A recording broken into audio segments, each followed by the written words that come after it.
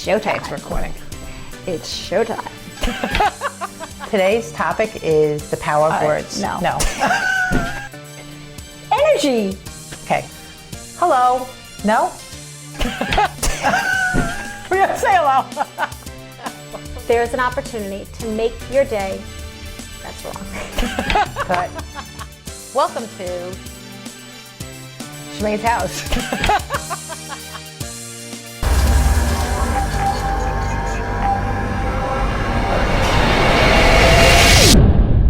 Hey, how are you? Hi, beautiful. Hello, beautiful. Love that. So, very today's excited? topic? Today's topic is the power of words and how they impact you so much that I don't believe that everybody knows how and what they can do or what they do. Do? Do. Not really do. But do Sticks to and us. stones will break my bones, but names will never harm me. And Right? I think the audience knows that's not true. That is not true. Because we have things from when our childhood, those, if it was those kids making fun of us, that I'm sure everybody has some kind of story. I do. That, oh my gosh, the most humiliating, embarrassing, and when it just impacted you and you thought everybody had it. And also to parental, verbal abuse, and to... Yeah, isn't it true that verbal abuse is sometimes more damaging than physical abuse? They actually say that's true, and I could see why. And they're talking energy. Even though they don't know it, they're talking energy. And I love that, because how could that be true? Well, because that doesn't heal sometimes. Like, what do you mean by energy? So energy, everything is energy. And you'll hear us talk about energy all the time, and thank you very much for that question. Energy is, let me give you an analogy. We don't see germs, right? Everybody doesn't see germs. They don't see microbes. That's true. If they did see the germs, they wouldn't touch them. So we don't see them, and then we touch them. So yet, there is a blue light, and I know this from my 10-year-olds, one of my clients who's 10-year-old. She's like, no, we saw them in school. They had a blue light, and they all lit up. I'm like, oh my God, that's so great. So then she got to see... A blue light from what? They did this experiment with germs and microbes. Oh. And then they got to see with this blue light where the germs are. Oh, ooh. But it was actually a really good analogy, because you don't see anything before that light. Yeah. And now she's like, oh, wow, they do exist. So now let's think of energy the same way. And electricity, too, right? And I don't know about electricity. I'm sure we don't there see is. it. We don't see it. But it's there. We have the lights. Yeah, but go ahead. I interrupted. Sorry. No, not a problem. So in that, there's so many things she's right about that we don't see but yet are there. Gravity. But let's go back to the energy. So energy is kind of like those microbes. You don't see it, however, it is there all the time, just like oxygen. Oxygen we do not see, but obviously we're all breathing. So if we did not have oxygen, we wouldn't be here. So you don't have to see it to know that it's there, unless you have to prove something, which a lot of times we get stuck in that we have to prove it to be there. But energy is all around us all the time. We just don't see it. So if I saw those germs, I wouldn't touch them. I don't see them, I touch them. Energy can be the same way, that there can be so much positive energy, and we know it because we feel good when you go to somebody's house and you're like, wow, it's just, we talk it, that's such good energy. Or I felt so good when I walked in. Or even like depression, right? When the shoulders are slumped, but there's still the energy around somebody. Right, what you just said, their body language.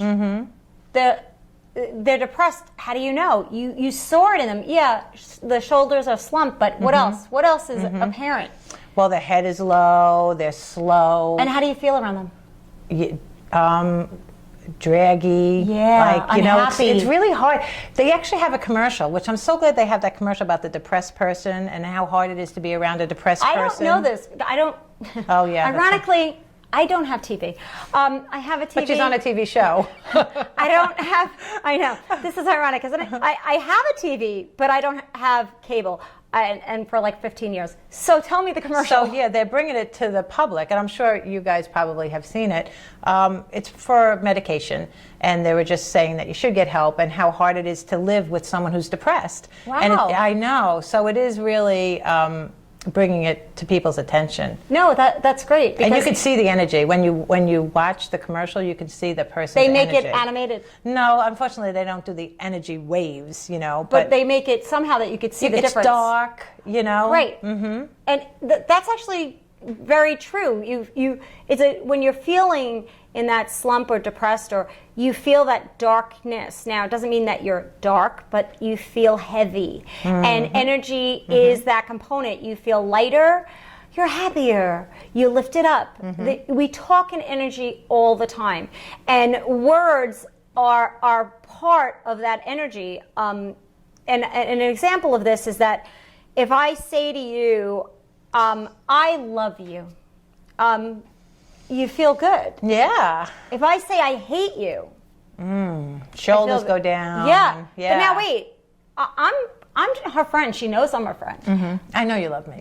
Right. But yet if I say I hate you, it still has an impact. And I'm going to prove this to you. Now, some people pretend that doesn't affect them. Some people will say, or they there's really no don't way. believe it. Yeah, yeah. Mm-hmm. So and she knows this, so I'm gonna. Well, you're the one who taught me this. I thought this was so fascinating because there's actual proof. Like I'm very scientific. I like to see it. I like to tell people, look, you can actually see how this works. So. And how great when you see something that's tangible, that you actually, wow, I did not realize maybe the impact or how much it affected me. So we're going to do this, and this is called kinesiology, which is muscle testing. This is a real thing. So kinesiology tests your muscles in all different areas. We're just going to do it now with the power of words and the energy component it has. And for this, there's many ways to do this, but I'm going to just use Joanne's fingers as holding it, and we're going to hold it like an inch hand. And you could do this at home. You could even test yourself, okay? So we're going to put your fingers like that, right? So now, that's it. Now, what you want to do is resist. I want her to resist me pushing them down. So resist me. So, and remember, your fingers aren't going to be super bionic. So resist me. Now I'm going to say to her, I love you. Okay, now resist me. I'm pushing down as hard as I was. And you could do it at home to yourself, just like this, okay? So now I'm just going to say the word. Actually, I'll have her say I'll say it first, and then I'll have her do words herself. Hate. Wow! Oh my gosh! Right. And she's not I can't faking. Believe that. So let me give her a word that she doesn't know that we didn't. All right. So let's see. The forest. Now, hell. Oh my gosh! I can't believe that. Heaven. Let's see. Let me see. The devil. Oh my goodness! We didn't practice that one. When you first did this to me, I mean, you can say it and you can watch it, but you can actually do it at home for yourself. Yes. Until you actually have it done on you. And I love my husband, Forster. If you're watching, I love you. But he is a non-believer, And did you do this? I did it. I did the arm test with him. Oh, great! I didn't know this. Yeah, Tell me what happened. And it worked. And he's really strong. Oh, I know. You can't knock him down, and you can. So it really works. And I was like, oh, thank you, God. What did he do? What did he say? Because he's a non-believer. I love non-believers. Yeah, he's a non-believer. I think he just put it in his head and kept it there. He was shocked, probably. Yeah. Doing this with my daughter, who's, I was going to say 16. She's 17 now. I can't believe it. Stop it. Stop growing.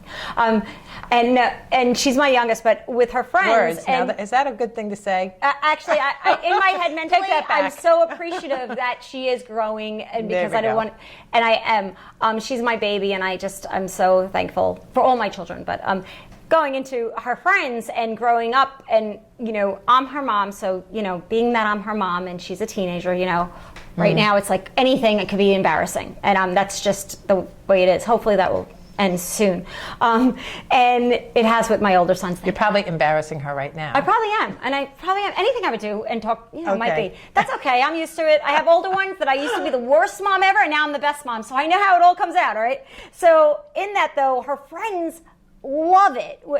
She used to give me like a little talk before the friends. Mom, you're not going to talk about energy, right? You're not going to talk. I'm like, Livia, I'm me. I'm going to be me. So when her friends come over and it just happens, something comes up, and I show them that, they are just so excited. They're like, wow, do it to me, because it's proof. It's proof. And she's so just used to energy it. is so freaky. Yeah. Like some people go, oh, energy, ooh, you're one of those energy people. But this is everything's energy. I know. And look at electricians, I know. Engineers. I mean, words have a bad rap sometimes. The stigma that get, well, you're going to talk about that. The stigma that gets attached to them. Psychiatry. Me doing psychiatry. I don't love the word of how people think what psychiatry is, because it's scary. And I do have a holistic approach, and I have different modalities. And I understand why they think it's scary, because it's the energetic component of it, where, I'm definitely not the textbook of psychiatry. And in that, I have sparkle on my ceiling. And you're right. She says I bring up sparkle almost every time in here. I probably do, because I love it. But in that, the energy of sparkle, let's test the sparkle word. Let's test it. Let's test it. Thank you. Oh, sparkle. Now, dull. Okay. Oh my gosh.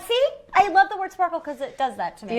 You have to try this. Like, yes. I am a believer, and I'm still fascinated by it. But you were only a believer because I did it to you. But I always knew words hurt. I always knew the negative effect of words. But I mean, now you can just show somebody, because it gets into the self-talk, even like anything, because you would always correct me if I said anything, just like I did you before. When you said you wish your daughter wouldn't grow up, I said, those are words, be careful. And she's right. Right. And you would do that to me, and I'm like, oh, come on. And you're like, no, really? And you would show me how that works. So. And when she's doing that, that's actually, I call it feedback. In my family and in my practice, but in my family, I've changed the word to feedback instead of, people use the word constructive criticism, negative word. What? And we'll show it right here. We'll use it. Oh my gosh, really? Put your hand Wait, so, all right.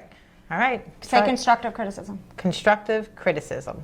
Oh, did you see that? Are they able to see this? I hope they are. I hope so. Because on this side, you could see it go all the way down. And she's really trying. I am. This is not. I want to prove her wrong. Do it to yourself. While we're doing this, say the same word to yourself. Because you can do it to yourself, right? Yeah, so we could do it to ourselves right now. All right, what do we... We'll both do it. Constructive criticism. And I'm trying. Now we'll say the word feedback. Feedback. Oh my, yeah.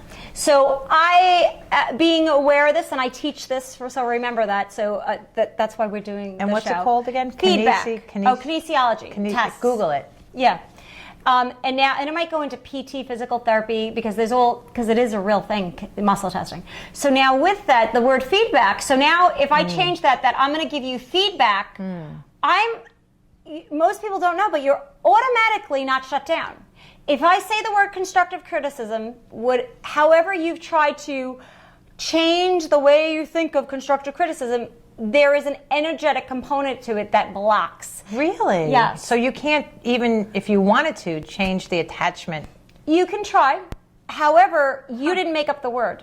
The word already is used. That's fascinating. That is fascinating. What do you mean? Like the universe put this attachment to the word? Well, other people did. So whatever the word meant. Is it because of my beliefs? Yes. And when I say yes and no, because if you were in this land utopia, made, obviously, and now they make the word of constructive criticism, and it has a positive, that energy is going to feed it to positive. So it's not my energy. It's the environmental energy. Exactly. Oh. Exactly. Wow. You didn't make up the word. The word already has a meaning. And you just proved it to me. I mean, right. You really, because you've used the word constructive criticism thinking it's a good thing, because that's what people No wonder try I don't like to get it. Exactly. So feedback. Yeah, you could just change it, and now they'll be open to it. It's an amazing thing. So in that, freedom is a big theme in my growing up and in my life, so I don't want anybody to take my freedom, and especially teenagers, all that stuff. Even now, I'm aware that if I feel, even though I know I have my own freedom, but if somebody tells you what to do, I automatically don't want to do it. I've grown from that. Me too. You tell me not to touch that button, I'm touching the button. Yeah, ask my husband, he'll say that. So now in that, it's knowing, and not everybody's like that. Believe it or not everybody's like that. There's some people that are so easy going. So it's to know where you're coming from too, because you could change the words in your head to make you do what you need to do for you, instead of cutting your nose off to spite your face, that saying, when people will now not do it, yet it's better for them to do it, but they won't do it because of whatever they said or how they said it. So, and that still has to do with words. Words and energy. So I know that if you say something bad to a child or you criticize them, you have to, like I think they said, one negative word, you have to replace it with about 20 positive ones to even come Well, actually, anyone. that's not true. No? Well, when they It say might 20, be in a wise tale, but that's what I'm asking. well, I don't mean the 20, because a positive outweighs a negative, and there is actually in the book Power versus Force, and I don't have that book here, but it's actually all done in this whole numeric. It's measured in these scientific measured forms of how this positive energy outweighs a negative, and it goes from all different calibers of things. So in that you know how in movies they say, oh, the good always outweighs, it's very true. So if you have a positive thought or a positive word and compared to a negative, and I don't know how many decibels offhand, and I apologize for that, but there is a whole decibel thing, but it's something like 100,000 or to 800,000. It's something astronomically large of that, how much it outweighs a negative. So, but the thing is that we don't realize, because as a parent, we always want to do the best we can. We have good intentions, but we don't realize the tools we're using or how we're parenting has the effect that we think. We think I used to, you shouldn't do that. That's really bad to do. Right there, that is a negative energy. Yeah, you can feel it get lower. But I didn't realize that as a parent in the beginning. Like when they were little, I thought that's what you're supposed to do. Aren't you supposed to tell them when they're doing something wrong? Well, because I was raised that way. There's other ways to do it. And at that time, I didn't have the knowledge or those tools of well, good job, or that's really good, but let's try it this way. I didn't know that. And it's an ongoing journey and being a better person as well as parent, because even when your children are 20, 30, you're still a parent. So it's always learning and being open to that. Yeah. So in that, and I want to just share one thing before, a big thing. This is a book, and it's called The Hidden Messages in Water, and it is by Masaru Emoto. I hope I pronounced his first name correct. He actually just passed away last October. Brilliant scientist, just amazing man, researcher. And remember, we're mostly made out of water. And in his book, he took water it was a real experiment with scientists, and he would take the same water, and now have words taped to the bottle of water. So in that, I'm going to have you just open up this page and we'll go through it. But first he taped love and gratitude to the one bottle of water, right? Then the other control bottle didn't have anything taped to it. And then what he would do is take droplets of the water and do this crystal formation, which makes crystals in this high-tech thing. It tells it all in the book how he does it. And now with the words and now with the words, we'll put it a little bit closer. Love and gratitude just taped to the bottle, it would make this crystal formation. So now, and in that, we're going to show a couple of other pictures. Then with other words, it would have, I'm going to just turn all of this so it would have, like under thank you, have these crystal formations. Now in that though, the word you fool, in different languages as well, taped to different waters. And now, if we could just hold that up that they could see. They did not make crystal formations. Same exact way they're going to make crystals. What was the difference? The words that were on the bottle. And this guy was a scientist, right? Yes. Oh, yes. So this is fascinating. Researcher. This is like really, really deep and stuff. This whole experiment was done in an experimental scientific form. Oh, wait. We got to do this one. Show them that one. Oh, that's like amazing. All right, so in this one, the words indicated on the bottle, and what it said, you can put that up, you make me sick, I want to kill you. So now, not only that it didn't make, it's the last one, a crystal formation, it actually kind of looks like a man holding Absolutely. whether You could a see gun him right or something. there. And in this book, you could go to the library and just look through this book. I'm not saying you have to buy it. It's a great book. If you want to, that's awesome because it has so many other knowledges. But you could go and just go, in a bookstore. So then I will just go to a little bit quickly on the music. Mm-hmm. So and this is words, energy. So all sound waves, sound music. waves, right? Mm-hmm. But it all has an energetic component. And we do know this because uplifting music uplifts us. Mm-hmm. And we turn it on, we dance, and then a lot of times I find that people that are sad or just broke up, they listen to sad music. They want to feel better, but they listen to the sad music. And of course it's going to make you sad. It's sad song. So if you want to feel better and you just broke up, I don't recommend you listen to this love song that might feel really bad. Now, I have to interrupt you just for a question. I hope you don't lose your place. No. But just on the songs, because I don't really have the answer for this. I know that people who celebrate Christmas, it's usually a very happy time. So when you put on the Christmas music, people are generally really, really happy. But what about if someone lost a loved one? Now, that music is no longer happy to them. Yes. Is that just their energy that they attach to that music? Well, now what has happened in their brain, and you have the hippocampus, which is your memory. Then you have the amygdala, and the amygdala triggers the hippocampus. And what the amygdala is, and there's many different functions, but one of the main ones is that if I smell something, and my grandmother's cooking an apple pie, and that was a good thing for me when I was 5, I already attached that to my memory, and it's all in there. So the smell alone will trigger an emotional response or reaction in a good way, or a feeling that of comfort. So now, if I lost a loved one, or I had a very traumatic, and a lot of people do, a lot of people do, and now it's like, now that whole Christmas time, because Christmas is so big, such a big event, and magnified, and now so is an event like a death or an accident, they associate Christmas with that. Because in the amygdala, what was going on was this happy Christmas time, and now anything with Christmas could now bring back what had happened. And they can't get it out of that emotional response. So the brain takes over the energy that's attached to the word. Exactly. Right? Oh, thank you. Good. But that was a great question. Yeah. Because it's like, how does this impact us? How did everything change?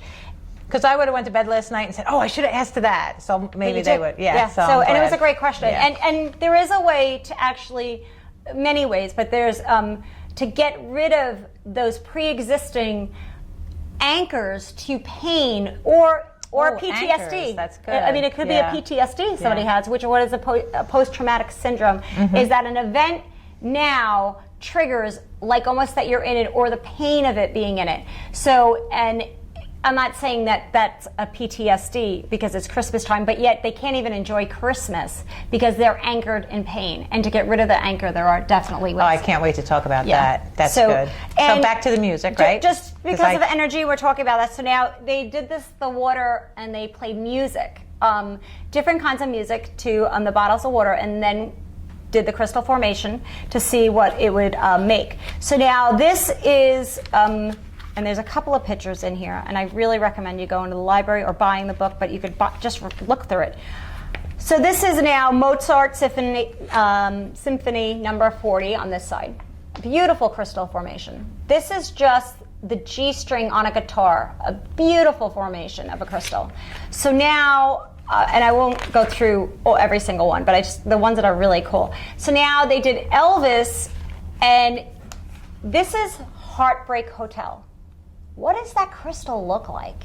This was amazing to me. Doesn't that look like two hearts, or one breaking or separate? It's like, wow. Like, and the researcher and Emoto in the book, the author, was amazed at this. Now this is Bud Paulo, Cleopatra's Dream. Beautiful, beautiful crystal formation.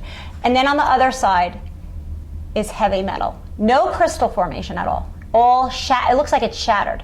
So now in that, and there's people that really like heavy metal music. Yeah, so how does that work? I mean, people really, really like some of this music that doesn't make crystals. Does that mean that it's bad, or what is that? What is that saying? You know, people, bad is not a good word, well, right? because it's actually a judgment. Yes. But actually, it's not.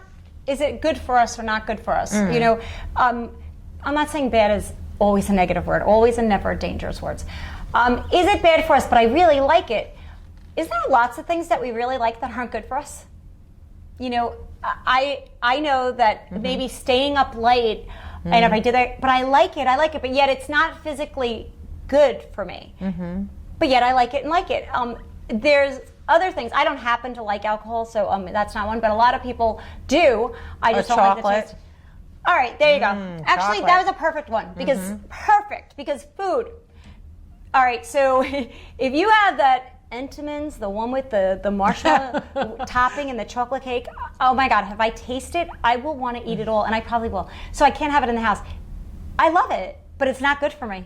So am I going to engage in it? No, I don't buy it, because I know it's not good for me, but yet I really like it.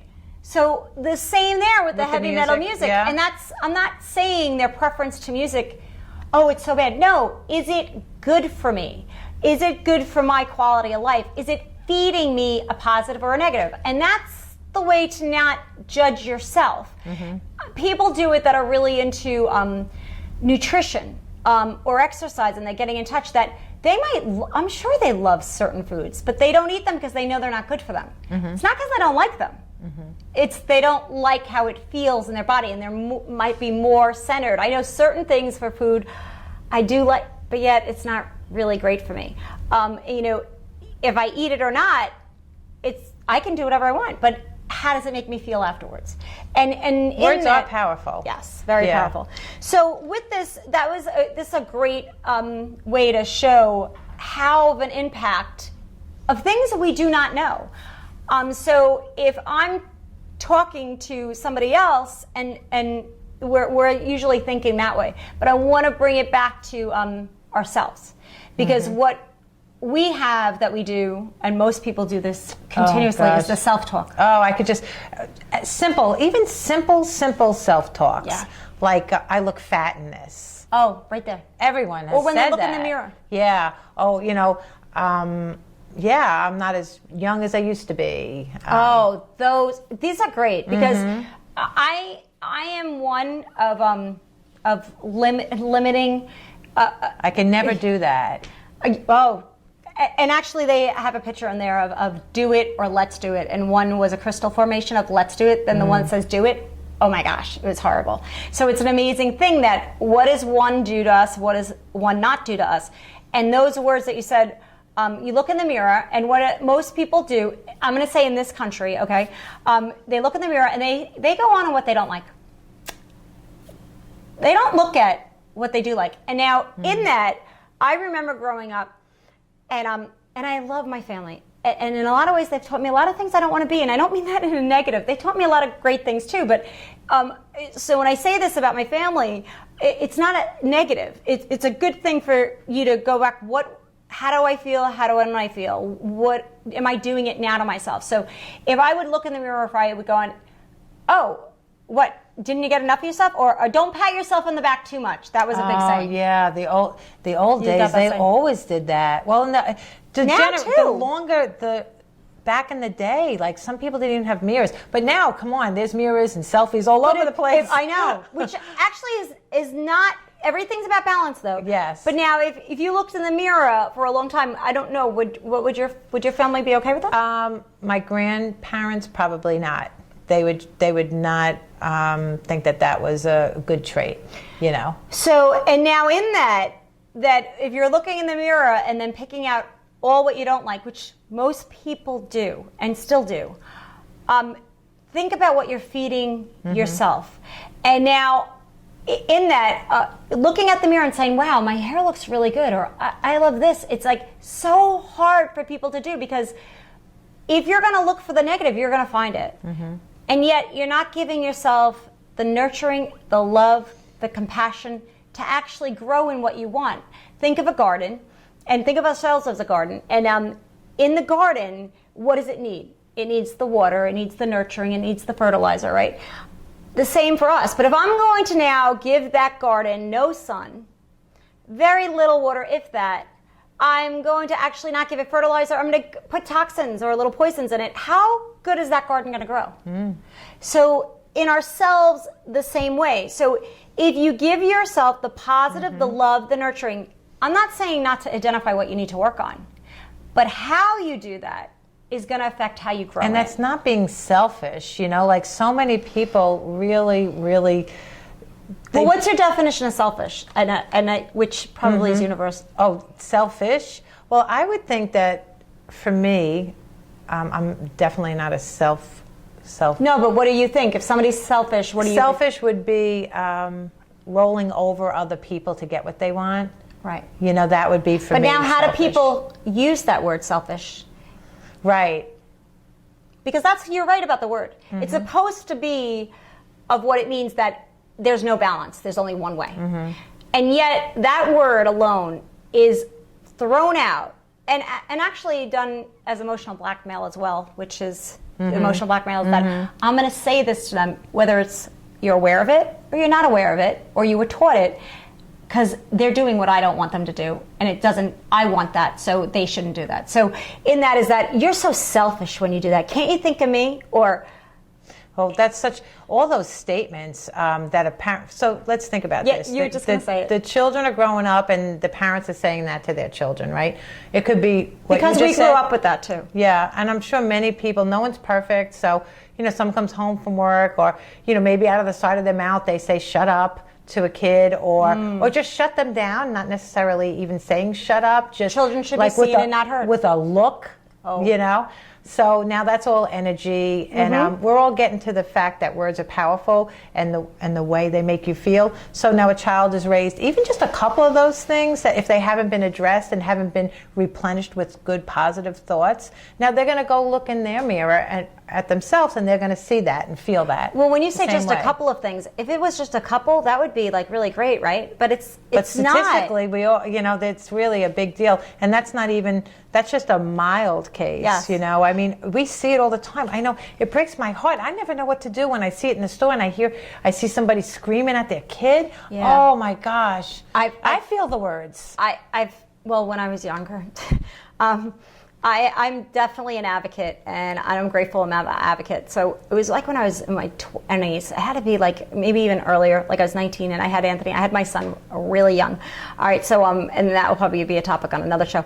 But I remember this woman, big, large woman, right, and have these twins, and it's the merry-go-round, like, you know, the ones that you put the quarter in at that time. Wasn't even 50 cents. So and he's going around, and she's like talking to these kids, and they're only like 2-3 years old tops, and using you know, vulgarity and just really, I mean, just made my skin crawl. I mean, and I'm like, you really shouldn't talk to your kids that way. I almost got the crap beat out of me. I never realized. She's like, who are you to talk? I mean, came right in my face, and I'm like, oh my gosh, I never knew that anybody would do that. I just didn't come. However, I couldn't hear her talk that way at that time, and I'm not saying I can still do it, but I didn't know another way not to walk away. I thought that she just needed a little help, and when you're saying that, you know, I hear our skin crawls, and in that, so she wasn't aware that she was doing that. So let's look at all the words that happened there. The words that she was given to her children and the words that you were given to her. Wow, that's a whole lot of energy going on there, right? Yeah, and at the time, I didn't realize to the magnitude, and as you get to know both of us on the show, you'll learn different things. And I'm an intuitive and empathic, which, what does that mean? An intuitive and empathic, what does it mean actually? More my definition. Definitely is in the psychic component, but I just don't really love that word. Don't use that word. I know, I don't love that word because it's like, it makes it sound like so voodoo, and we all have this intuitive ability to feel things or see things or sense things. However, just like in athletes, some have more gifts than others. Can I, do you mind? No. Because like, I know people get really hypersensitive with that word. So just think about a time, because we all are intuitive. Yes. Like so many times, like when you know that you shouldn't go in that dark alley, You know, that's your intuition. Oh, yes. Like when you Or know call somebody. Yeah, or someone calls you right when you're thinking Exactly. of them. So that's all we're talking about, but it's developed more. You're more. Some just like others. Some have better abilities or gifts, and we all have gifts. All have many gifts. So in that is that if you're somebody who's my sons were extremely great in athletic. I mean now they're pro MMA fighters, but they were always good at it. It doesn't matter. They were always good at it. That was one of their gifts. So in that, it doesn't mean that I can't walk and I can't do things, but they're always so much better. Like if I play a game with them, athletic game, they're gonna beat me, except in shuffleboard. So in that.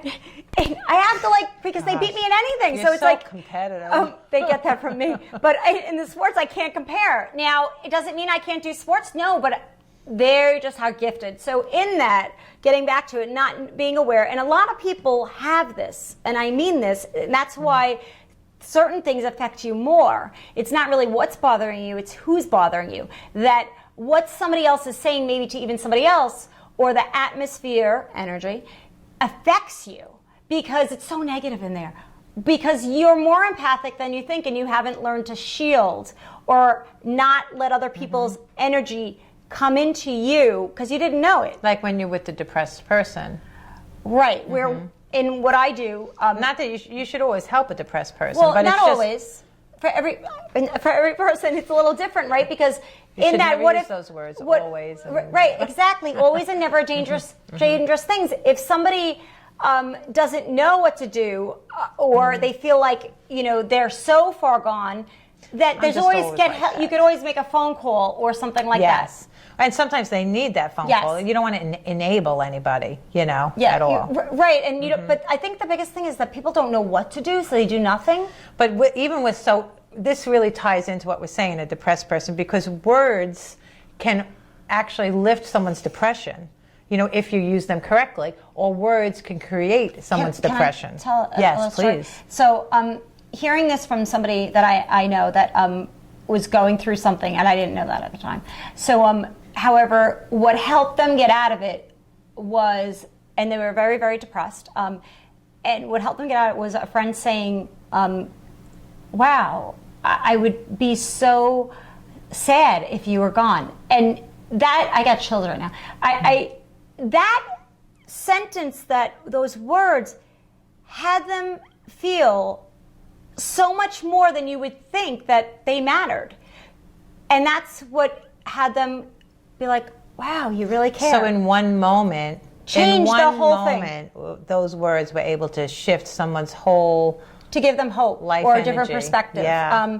And I don't know exactly how, but it was that definitive those words that they had the clarity now looking back of saying, wow, that helped me so much, which is amazing. So and you have to mean it too, Well, they obviously did, and they felt it.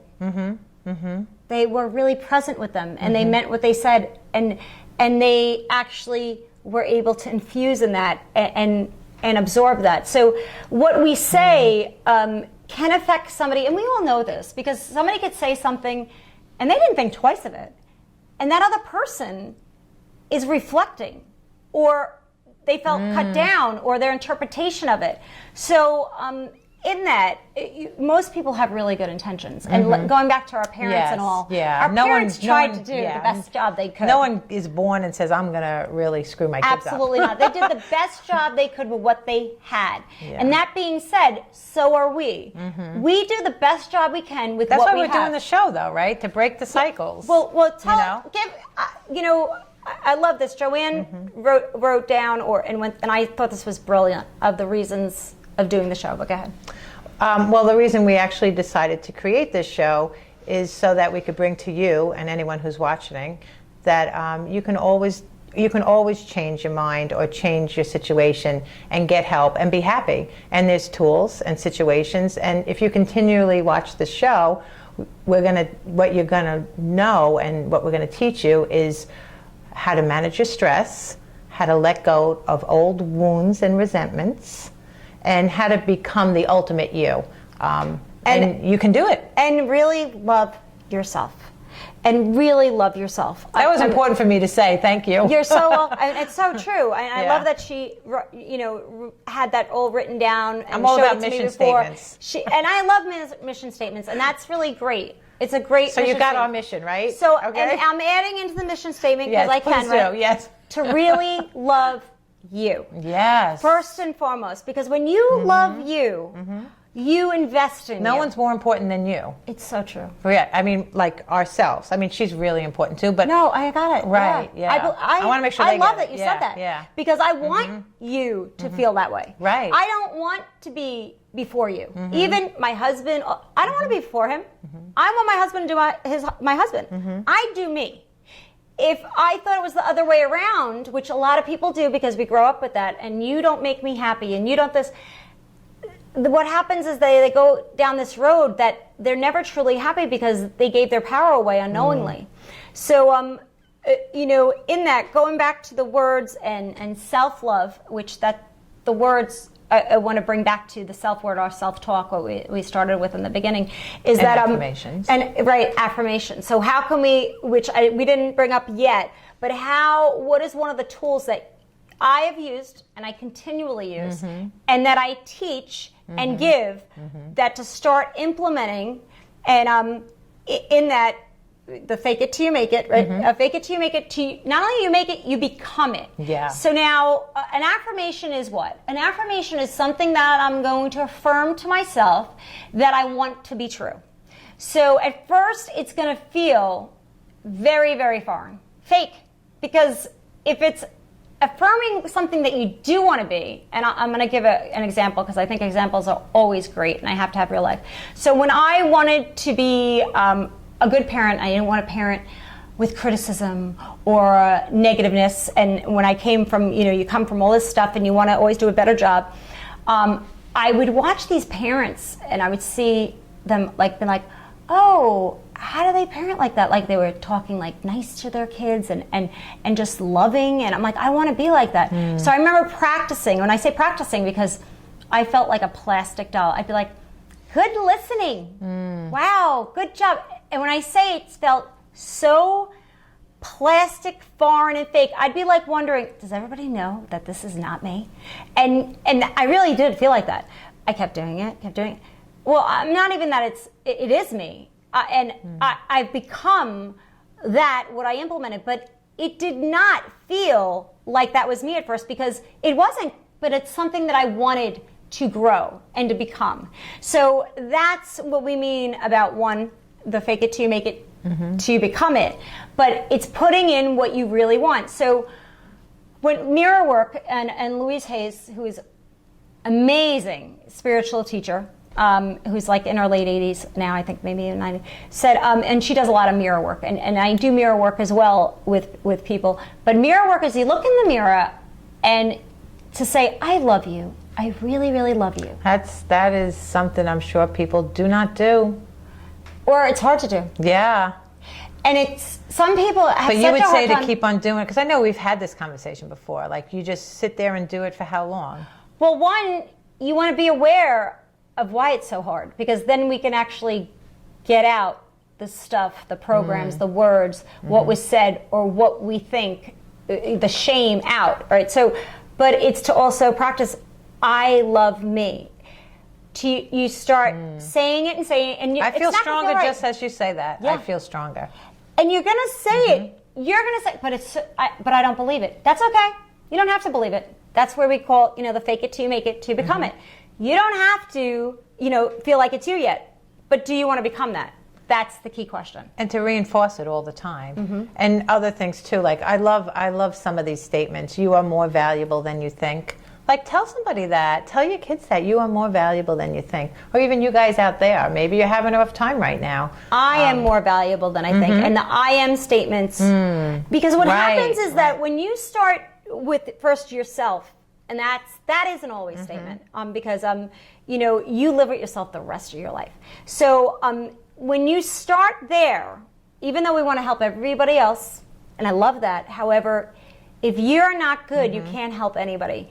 You start with helping and healing and loving you, then you're going to be able to help and make an impact on other people's lives. Because as much of an impact you can make depends on how your energy is. That because if you're really a Debbie Downer, how much am I going to help you?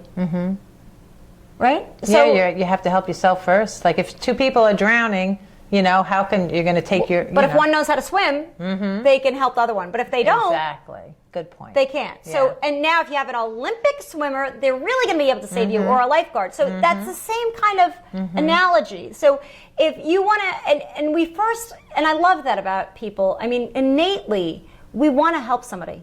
But it almost goes to a fault that we help everybody else before ourselves. Because we didn't even think about ourselves. And especially parenting 101, right? I mean, you've raised some kids, I've raised a bunch of kids, and I remember that lesson saying that all of a sudden you have children and all of a sudden you stop, your time is shortened. You're working, maybe the bills are piling up. Or you put them first. Yeah. So now maybe my yoga and my meditation and all that stuff goes to the wayside. And then before you know it, you're a little burnt out. So then how are you parenting? Right. How are you parenting when you're burnt out? That's when you could get a little snippy with the words. Yeah. So then it's a cycle. So it's just, What you just said about the parenting is great because as a parent, when people become parents, and this still does go on, they think automatically, my kids come first. Always? And a lot of people say yes. And I'm like, oh, no, because if you're putting your kids always first, you're forgetting about the priority, which is you.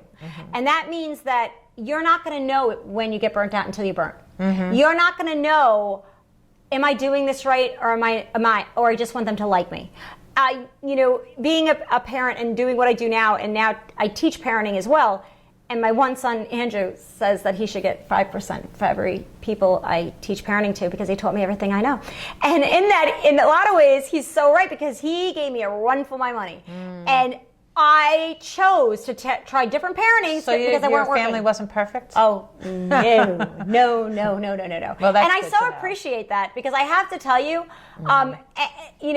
having those, and I know he doesn't mind about this, so I could say he got expelled for a year. Okay, a year when he was in school. Yes, a year, and I went to all this stuff, and in that it's like, and that was just suspensions before. All the different stuff, and I was going through a divorce. I have a handicapped son who was just placed. I was trying to survive, and it was so, and then.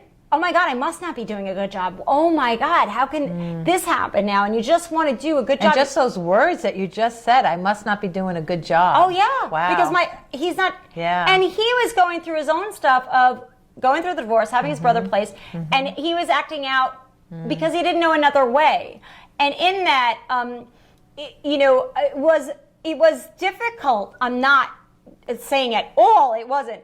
However, I'm so thankful that I did keep trying. If I could have afforded military school, I would have at the time. So God didn't have that ability because I was meant to have these different things to learn different ways. And honestly, I'm so grateful for them now because I come from a background, and especially with working with families, working with kids, and I love the hardest one because they are so smart.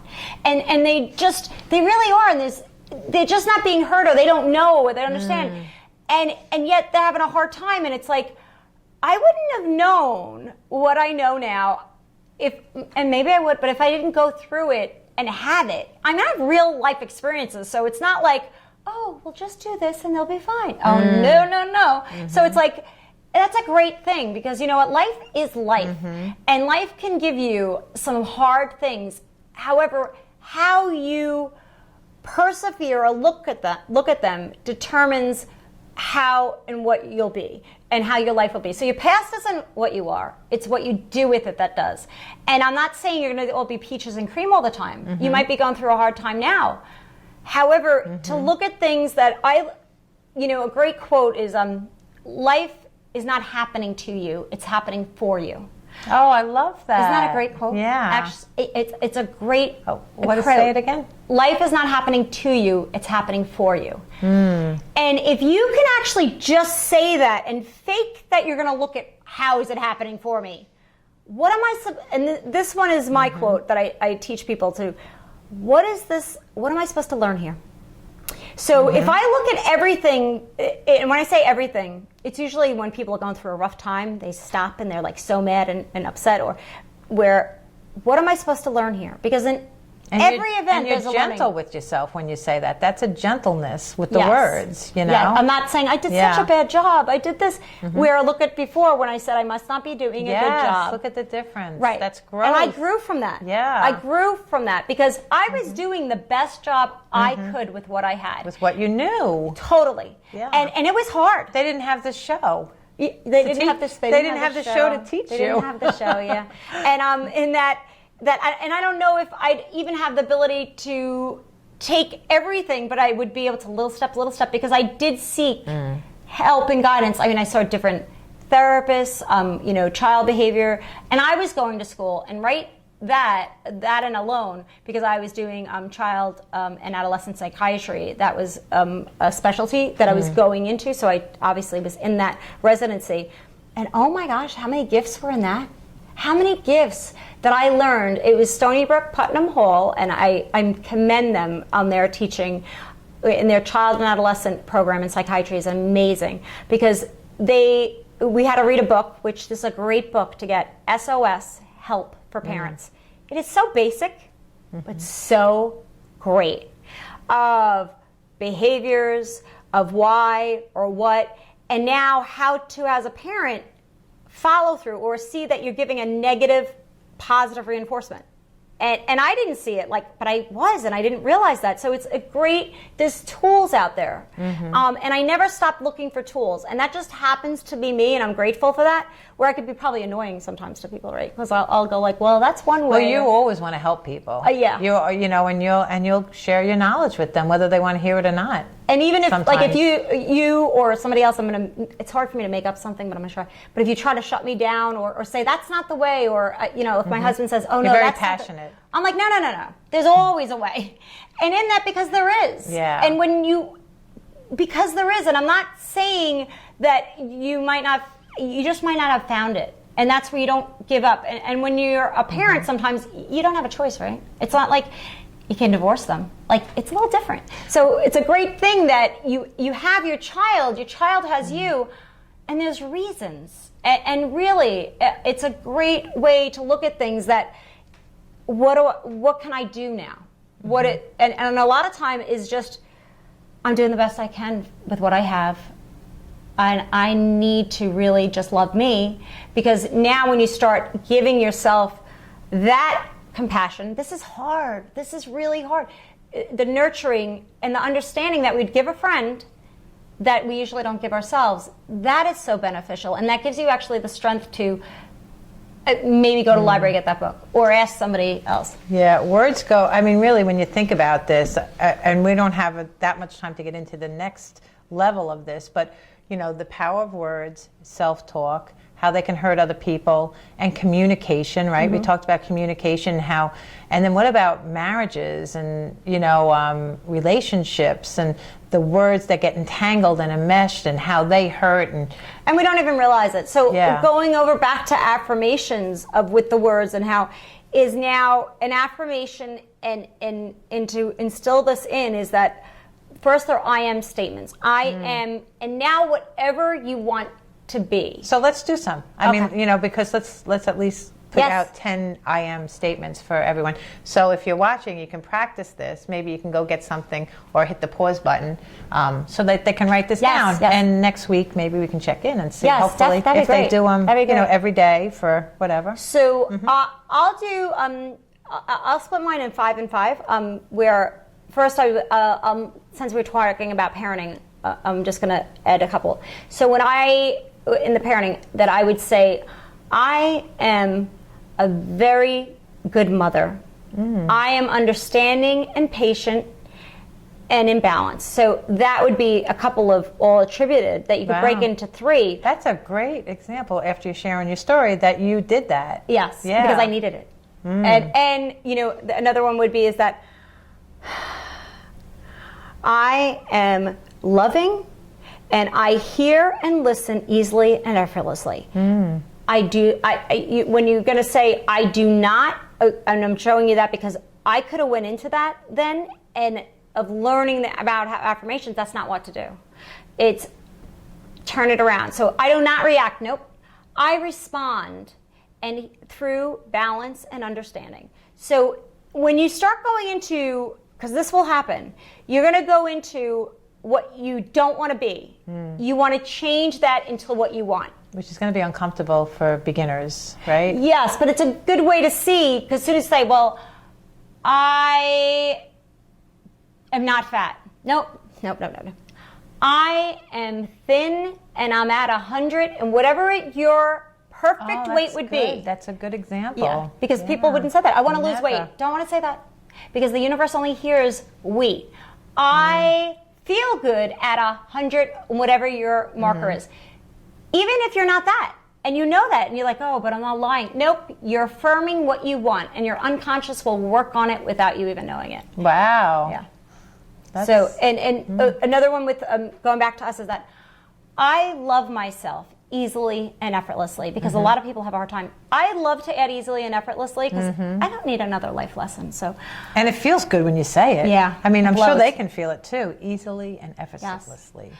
I feel good about myself. I am confident in, and you can say whatever area that you don't feel confident in, so you're affirming how you feel. Or how about just I am confident?